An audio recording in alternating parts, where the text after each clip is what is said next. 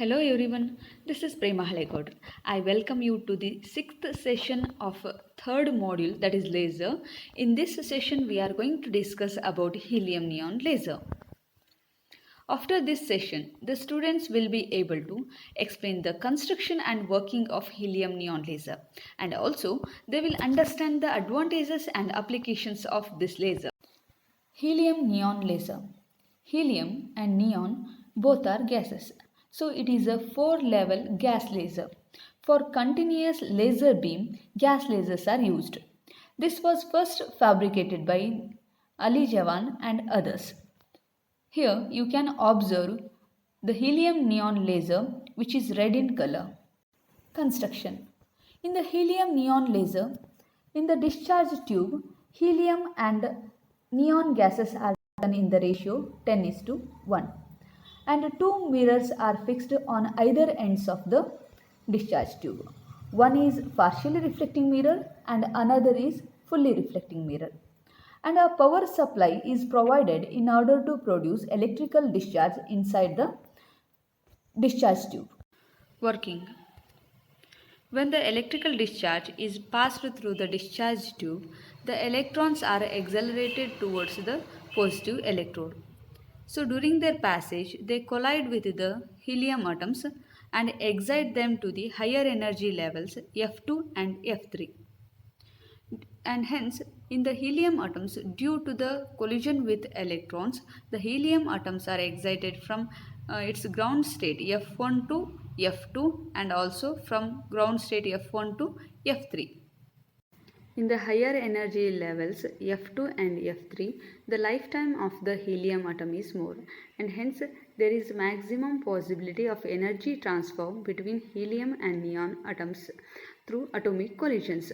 When the helium atoms present in the F2 and F3 collide with the neon atoms present in the ground state level E1, the neon atoms are excited into the higher energy levels E4 and E6. You just observe energies of F2 and E4 are almost same, and also energies of F3 and E6 are almost same. That's why this is called as resonance transfer of energy. Due to continuous excitation of neon atoms, we can achieve the population inversion between E6 and E5, E4 and E3, and also between E6 and E3. Thus, the various transitions leads to the emission of wavelengths 3.39 micrometer, 1.15 micrometer, and 6328 angstrom. These first two, 3.39 micrometer and 1.15 micrometer, corresponds to the infrared region, and the third one, that is 6328 angstrom, corresponds to the visible region. These two infrared radiations are absorbed by the quartz discharge tube. Now the neon atoms present in the energy level E3 are de-excited to energy level E2 by spontaneous emission of radiation of wavelength around 6000 angstrom.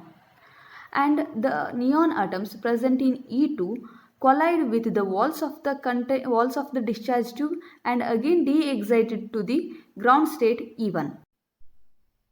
The photons emitted from the neon atoms will move back and forth between the two mirrors until it stimulates the other excited electrons of the neon atoms and cause them to emit light, and thus the optical gain is achieved. The light or photons emitted due to stimulated emission will escape through the partially reflecting mirror to produce laser light. Advantages of helium neon laser. Helium neon laser emits laser light in the visible portion of the spectrum, and it has high stability and low cost, and it operates without damage at higher temperatures. Applications. Helium neon lasers are used in industries, in scientific instruments, also they are used in college laboratories. Based on this session, let us discuss some multiple choice question.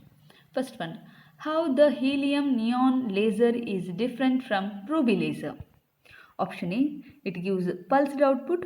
Option B, it gives a non-continuous laser beam. Option C, it gives a continuous laser beam. Option D, no difference. Answer is option C. As we know, the ruby laser beam is discontinuous and pulsed. However, the helium neon laser beam is a continuous laser beam. Second one, helium neon laser is a type of option A solid laser, option B liquid laser, option C gas laser, option D diode laser. Answer is option C gas laser. Third one, which pumping method is used in helium neon laser? Option A optical pumping, option B electrical excitation, option C chemical pumping, option D direct conversion. Answer is option B. Generally, in helium neon laser, an electrical discharge is used to excite the atoms of the active medium. This process is known as electrical excitation and is normally used in gas lasers. Fourth one, the helium neon laser operates at a wavelength of option A 540 nanometer, option B 632 nanometer, option C 690 nanometer, option D 717 nanometer. Answer is option B 632 nanometer. Fifth one, which of the following shows the laser transition in neon in helium neon laser? You just observe the different diagrams and answer is answer D. Thank you for watching.